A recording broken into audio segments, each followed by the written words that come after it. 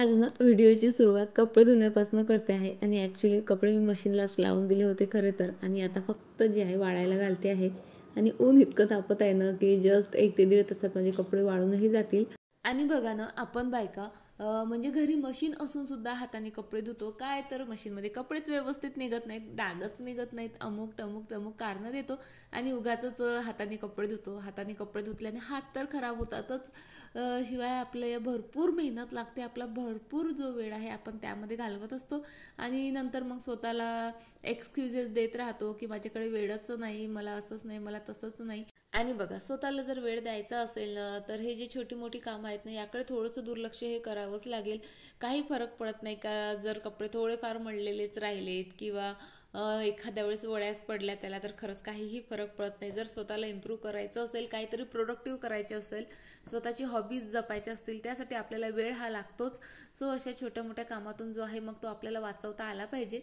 So मी तरी ठरवलं आहे आता की जास्तीत जास्त कपडे जे आहेत आता मशीनमध्येच धुवायचे. चला, कपडे माझे लावून झालेत आणि त्यानंतर ना जो माझा पिन आला बघा, मी तुमच्यासोबत काल शेअर केलंच. सो त्याचं काम काही मला बाकी होतं करायचं, सो ते केलं. माहिती आहे का, म्हणजे गोष्टी नवीन असतात ना ते शिकायला जरा वेळ लागतात. मला माहीत होतं तरी पण जरा म्हणजे कन्फ्यूज का चुकलं नाही पाहिजे आपलं, म्हणून मी ना सरळ यूट्यूब ओपन केलं आणि टेक्निकल जे व्हिडिओज असतात ना ते पाहिले 3-4 आणि त्यानंतरच त्या गोष्टीला हात लावला. म्हणजे कोणतीही गोष्ट ना आधी मी शिकून घेते आणि नंतरच एक्सपेरिमेंट करायला जाते.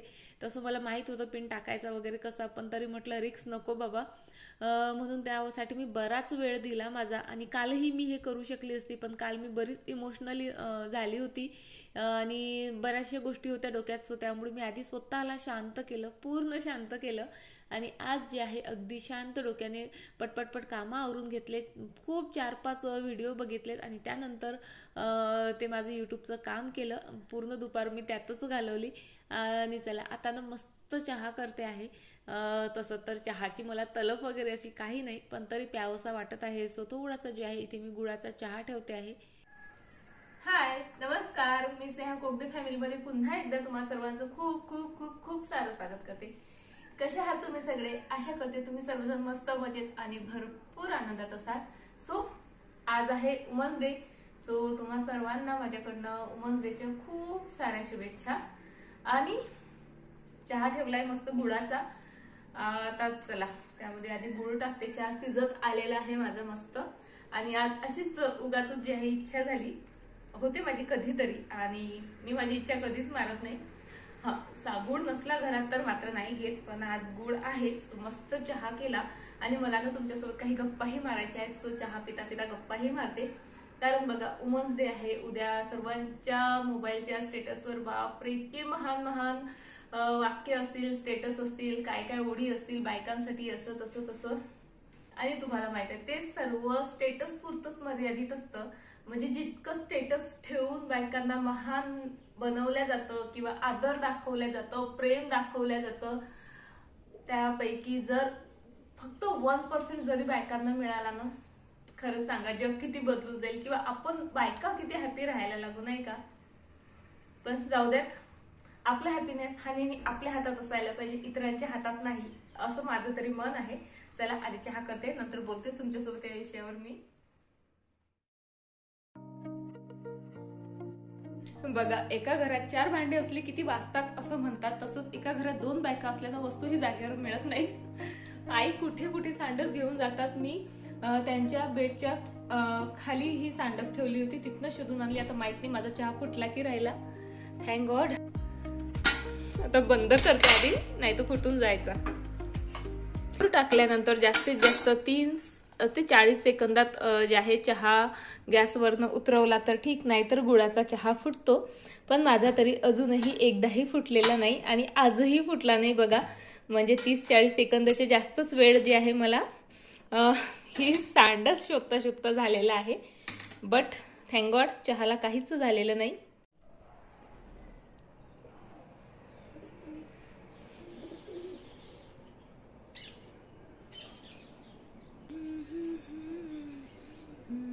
बघा, मी सकाळीच जे आहे 11 वाजता इथे पाणी आणून ठेवलेलं आणि 11 ते आता वाजलेले आहेत जवळपास 4. अजूनही मला झाडांना पाणी द्यायला वेळ मिळालेला नाही. पण तरी बघा आर्ट्स बघा काय मस्त टवटवीत आहेत. हा हा, इतकं सुंदर वाटतं ना गार्डन मध्ये आलं की कायच सांगू तुम्हाला. म्हणजे तुम्हीही गार्डनर असाल ना तर ह्या फिलिंग्स म्हणजे तुम्ही नक्कीच समजू शकता माझ्या. आता मला सांगा, तुम्ही लास्ट कधी असा मस्त आपल्या आवडत्या जागेवर बसून निवांत चाय प्यायला? मला माहित आहे मला तरी आवड नाही, तुम्हाला माहित आहे चहाची कधीतरीच मी पित असते, पण 99.5% बायकांना चहाची आवड असते. सकाळ आणि संध्याकाळी त्यांना चहा लागतो, थोडासा का असेना चहा लागतोच. पण तुमच्यापैकी किती जणी मस्त निवांत बसून चाय पिता? सकाळची घाई गडबड असते तुम्हाला मला सर्वांनाच असते ती मान्य, पण संध्याकाळी सुद्धा किंवा दिवसभरातून कधीतरी स्वतःसाठी मस्त असं रिलॅक्स वेळ काढून तुम्ही बसता बरं? नाही आठवत, आठवणारही नाही, कारण आपण स्वतःला वेळच देत नाही. आता ना नुकतंच तुम्ही व्हॉट्सअपवर, टीव्हीवर, मोबाईलवर म्हणजे युट्यूबवर बऱ्याच ठिकाणी तिच्याबद्दल ऐकलं असेल. फक्त फक्त फक्त 28 वर्षाची मुलगीच म्हणू आपण तिला, म्हणजे लग्न जरी झालेलं असलं तरी दिसायला अतिशय स्मार्ट, एज्युकेटेड, वेल सेटल, कारण मुख्याध्यापिका होती, नवरा क्लास 1 ऑफिसर, म्हणजे किती सुखाचा संसार तिचा, किती स्वप्न रंगवली असतील तिने. पण म्हणजे वयाच्या 28व्या वर्षी तिच्यावर काळाने घात घातला आणि ती हे जग सोडून गेली. बरं, आता इथे म्हणजे असंही म्हणू शकतो आपण की तिचा निष्काळजीपणा तिला भोवला, कारण 3 महिन्यापासून तिच्या तोंडात छाले होते आणि ती वरवर फक्त इलाज करत राहिली होती. ती पहिल्याच महिन्यात नुकतेच झाले तेव्हाच तिने चांगलं स्वतःचं निदान करून घेतलं असतं तर म्हणजे देवाला माहित वाचलीही असती. ती तिची जीभ काढली आणि तेव्हा तिला जीवनाचं महत्व कळलं, कारण तिने तिच्या नोटमध्येच तसं लिहिलंय की मृत्यूच्या दाराशी जाऊन परत आल्यानंतर मला जीवनाचा अर्थ कळला. आणि तिने तिच्या नोटमध्ये हेच लिहिलं होतं की ठीक आहे, माझी जरी जीभ गेली असली तरी मी आज जिवंत आहे, हे जग पाहू शकत आहे, यात मी खुश आहे. आणि तिने त्या नोटमध्ये लिहिलंय, सर्व बायकांना आवाहन केलं की प्लीज जगा, जगून घ्या, कारण काळ कधी येईल, काय कोणाचं कधी काय होईल खरंच सांगता येत नाही. आणि खरंच म्हणजे मृत्यूच्या दाराशी येऊन तिला हे कळलं. पण त्यांच्या अनुभवातून, तिने दिलेल्या संदेशातून तरी आपण आता तरी जे आहे स्वतःमध्ये काही बदल हे म्हणजे घडवायलाच पाहिजे. माहितीये का, त्या लेडीचं म्हणणं इतकंच होतं की फक्त आनंदित राहा, प्रत्येक गोष्टीत आनंद शोधा. आणि खरंच मला तरी असं वाटतं आणि माझ्या व्हिडिओतून नेहमीच मी तुमच्यापर्यंत पोहोचवण्याचा प्रयत्न करते.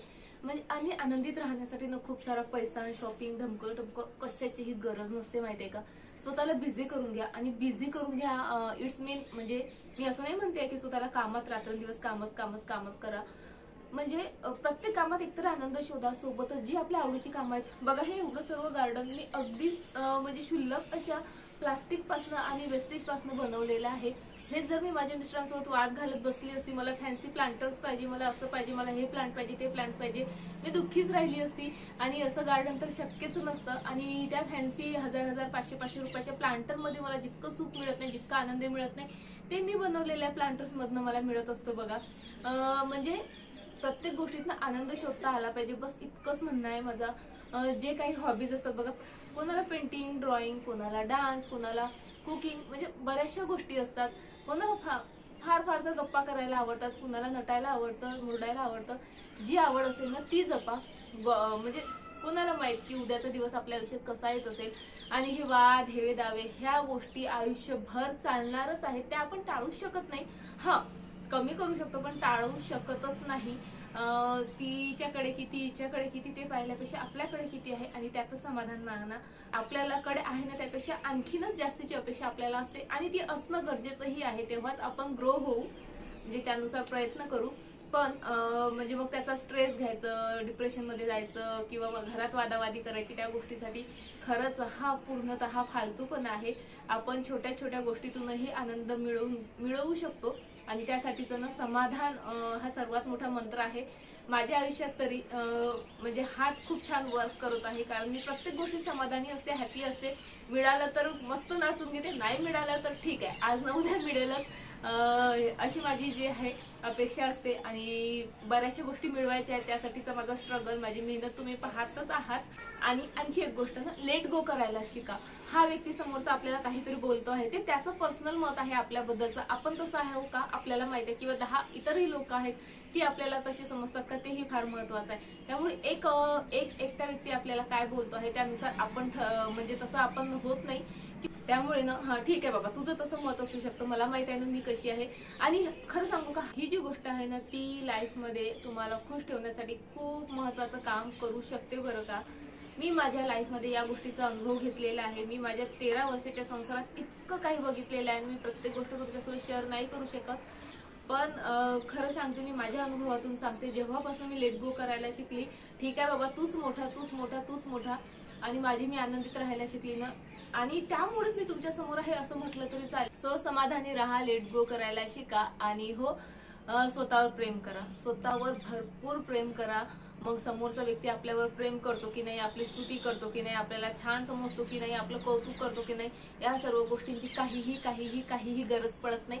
मग स्वतःमध्ये इम्प्रूव्ह करायचा प्रयत्न करा. मी म्हणजे तुम्ही जर मला 2 वर्षापूर्वी जर बघितलं असतं ना, तर मी अगदीच लो कॉन्फिडंट, म्हणजे मी आता काहीच नाही अशा फिलिंग्स होत्या माझ्या, आणि भरपूर डिप्रेशन मध्ये गेलेली. एक सांगू का, म्हणजे जोपर्यंत ना आपण ठाम राहत नाही ना, तोपर्यंत समोरचा व्यक्तीही मग आपल्याला ना म्हणजे डिग्रेड करतो, किंवा मग काय म्हणू शकतो आपण त्याला, गृहीत धरतो. पण जेव्हा आपण ठाम राहू, नाही मला हे हवंच आहे किंवा मला हे करायचंच आहे ना, तेव्हा हळूहळू त्याचंही मत परिवर्तन होतं. माझ्या बाबतीत हे झालेलं आहे. कितीतरी गोष्टी मी ठीक आहे नाही म्हणताय, ठीक आहे नाही म्हणताय, ठीक आहे असं केलं, पण जेव्हा मी माझ्या निर्णयावर ठाम राहिली ना, तेव्हापासून माझं आयुष्य भरपूर बदललेलं आहे. सो ह्या 3 गोष्टी ज्या मी तुम्हाला सांगितल्यात, पहिली तर समाधानी राहा, दुसरी म्हणजे लेट गो करायला शिका, आणि तिसरी म्हणजे स्वतःच्या निर्णयांवर ठाम राहा. जितकं आनंदित राहता येईल तितकं आनंदित राहायचा प्रयत्न करा. खूप छोट्या छोट्या गोष्टी आहेत, त्या तुम्हाला खूप सुखावून जातील, त्या गोष्टी करायचा प्रयत्न करा. आणि चला, तुमच्यासोबत बोलता बोलता माझा चहाही थंड झाला, आता मी तो चहा गरम करते. मस्त ठरवलं तर होतं तसं, मस्त चहा गरम करून पिते, पण माहितीये का, एकदा थंड झालेला चहा गरम करून प्यायला मला अजिबात आवडत नाही, माहित नाही का ते. आणि मी असंही ऐकलेलं आहे की ते हेल्थच्या दृष्टीनेही चांगलं नसतं. सो मग मी डिसाईड केलं की जाऊ देत, चहा तो तसाच राहू देते आणि काहीतरी हेल्दी खाते. आणि तशी मला सायंकाळी जर अशी जी आहे भूक लागतच असते. सो मी अंगूर घेतलेत, आणि निसर्गाने ही मात्र आपली मस्त सोय करून दिलेली आहे. प्रत्येक ऋतूत छान वेगवेगळी फळं आपल्याला खायला मिळतात. आता छान अंगूर, टरबूज, त्यानंतर आंबे, मजाच मजा आहे नाही आपली. आणि मुलांनी बघा, म्हणजे घरभर नुसतं बुक्स पसरवून ठेवलेले आहेत. हे आरोहीचे आहेत, बॅगही आरोहीची आहे. आणि कारण तुम्हाला दाखवते बघा, पिहूने पूर्ण जे त्यांचं बुकचं जे शेल्फ आहे ना, ती अशी विस्कटून टाकलेली आहे. खरं तर मीच त्याला सांगितलं होतं, कारण उद्या ना एका स्कूलमध्ये पिहूचा इंटरव्ह्यू आहे, आणि तिथे त्याला बुक्स, नोटबुक्स सर्व काही चेकिंगला न्यायचं आहे. सो त्यासाठी ना मीच त्याला बोलले होते की बाळा, तुझे बुक्स आणि नोटबुक्स वगैरे वेगळे काढ. आणि त्याचं एक बुक मिळत नव्हतं. सो त्याने आरोहीचेही सर्व बुक्स विस्कटून टाकले, स्वतःचेही सर्व बुक्स विस्कटून टाकले, आणि त्यामुळे आता त्याने पसारा केला आहे, म्हणून आरोही आवरायला तयार नाही. आणि तो तर बोलतो बापरे, मी बुक शोधूच थकला. सो फायनली जे आहे मीच इथे बुक आवरायला घेतलेले आहे. आणि तसंही मी मुलांचे बुक्स फार कमीच आवरते, त्यांना त्यांचीच आवरायला सांगत असते, पण आज दोघांनाही कंटाळा आला. सो हे बुक शेल्फ जे आहे मी स्वतःच आवरून घेतलं. आणि बरेचसे असे बुक्स किंवा नोटबुक किंवा विनाकारांचे पेजेस वगैरे इतके होते ना रिकामे, त्यामध्ये भरून ठेवलेले, ते सर्व मी बाजूला काढलेत. त्यामुळे कबडही आता मस्त असं सुटसुटीत झालं. आणि पुन्हा एकदा पिहूची बॅगही इथे मी चेक करत आहे. आणि बघा ना, म्हणजे माझी बोर्डची एक्झाम असेल तेव्हाही मला इतकं टेन्शन आलं नसेल तितकं टेन्शन या पिहूच्या फक्त एंट्रन्स एक्झामचं येत आहे. आणि बघा ना, आजकाल मुलांच्या शाळेंचंही कसं, म्हणजे तुम्ही असा मस्त तयार अगदी प्रिपेअर स्टुडंट आम्हाला द्या, आणि तरच मग आम्ही त्यावर मेहनत करतो, असं काहीसं त्यांचे रूल्स आहेत. आणि आता ॲडमिशन घ्यायची तर ते आपल्याला फॉलोही करावेच लागतील. आणि चला, आता ना मुलं जरा बाहेर गेलीत, सो मी डिसाईड केलं की किचन क्लीन करते. 2-3 दिवसापासून माझं चालू आहे किचन क्लीन करायचं, कारण धूळ भरपूर झालेली होती वस्तूंवर. किचन म्हणजे फक्त काउंटरटॉपचा वरचा पार्ट वगैरे, त्यावर भरण्या वगैरे ठेवलेल्या आहेत, शेल्फ आहेत ना, त्यावर भयंकर धूळ झालेली आहे, किंवा म्हणजे आपलं जे फोडणीचं वगैरे त्यावर जाऊन बसतं ना, त्यामुळेही खूप चिकट झालेले आहे. सो ते मला क्लीन करायचंच आहे. पण त्याआधी ह्या ऑइलच्या बॉटल ज्या आहेत त्या मला क्लीन करायच्या आहेत आतून. बाहेरून तर काय त्या रोजच क्लीन होत राहतात. आणि ह्यानं आतून क्लीन करणं ही फार इझी आहे. काही नाही, मी फक्त त्यामध्ये ना तांदूळ घातलेत, आणि लिक्विड डिटर्जंट घातलं आणि गरम पाणी टाकलं आणि जस्ट शेक करून बॉटल क्लीन करून घेतल्यात. अगदी इझिली जे आहे क्लीन होतात. तांदूळ यासाठीच का काही चिकट वगैरे कुठे काही असेल ना तर ते त्याने इझिली म्हणजे त्याचं घर्षण होतं, घासलं जातं आणि निघून जातं. ह्या बॉटल क्लीन करणं खरंच खूप जास्त इझी आहे आणि यूज करणंसुद्धा, कारण माझ्या हातून 1-2दा म्हणजे अशा फटकन अशा ठेवल्याही गेल्या तरी त्यांना काहीही झालं नाही. आणि चला शेल्फ मी रिकामा केल्या आणि तुम्हाला दाखवते आता. बघा किती जास्त धूळ आणि चिकटपणा त्याला आलेला आहे. पण ना मी यावर ठेवते पॉलिथिन, त्यामुळे माझ्या ज्या शेल्फ आहेत त्या मात्र खराब होत नाहीत. दाखवतेच तुम्हाला. बघा ह्या पॉलिथिन्स अशा मी काढल्या आणि शेल्फ माझ्या अगदी म्हणजे स्वच्छच आहेत. ही एक टिप म्हणजे तुम्ही नक्कीच ट्राय करू शकता. ज्या काही शेल्फ असतील ना त्यावर अशा ट्रान्सपरंट पॉलिथिन्स किंवा जर लायनर तुम्हाला विकत घ्यायचे असतील तुम्ही ते घेऊन ठेवू शकता. त्यामुळे ना आपली बरीचशी मेहनत वाचते. शेल्फ असू द्यात किंवा ही रॅक असू द्यात, गॅसचा ओटा असू द्यात, हे सर्व क्लीन करण्यासाठी ना मी व्हिनेगर, विम लिक्विड आणि त्यामध्ये सोडा घालून हे सोल्युशन तयार केलं. त्यामध्ये कपडा डीप करून सर्व वस्तू व्यवस्थित क्लीन केल्या. त्यानंतर त्याच सोल्युशनने ताराची घासणी घेऊन दोन्ही खिडक्या चकचकीत केल्यात. प्लांट्स वगैरेही मला वॉश करायचे होते सो तेही वॉश केले आणि फायनली गॅसचा ओटा घासून पुसून मस्त क्लीन केला. आणि बघा ना अगदीच थोड्या वेळात जे आहे माझं किचन अगदी लखलखीत झालं. आणि ठरवलेलं एक काम वेळेत पूर्ण झालं ना त्याचाही आनंद काहीतरी वेगळाच असतो नाही का. 2-3 दिवसापासून म्हणजे माझं चालू आहे करायचं पण टाळत होती. पण आज मात्र मी मनाशी ठाम केलेलं की मला माझं किचन क्लीन करायचंच आहे. आणि दिवसभर वेळ नाही मिळाला म्हणून ते काम मी रात्री केलं, पण केलं याचाही आनंद खूप आहे माझ्यासाठी. आणि चला आजचा व्हिडिओ तुम्हाला जरा तरी मोटिवेट करून गेला असेल अशा अपेक्षेसोबत व्हिडिओ इथेच संपवते. व्हिडिओ आवडला असेल लाईक शेअर करा आणि हो स्वतःची काळजी घ्या. बाय, टाटा.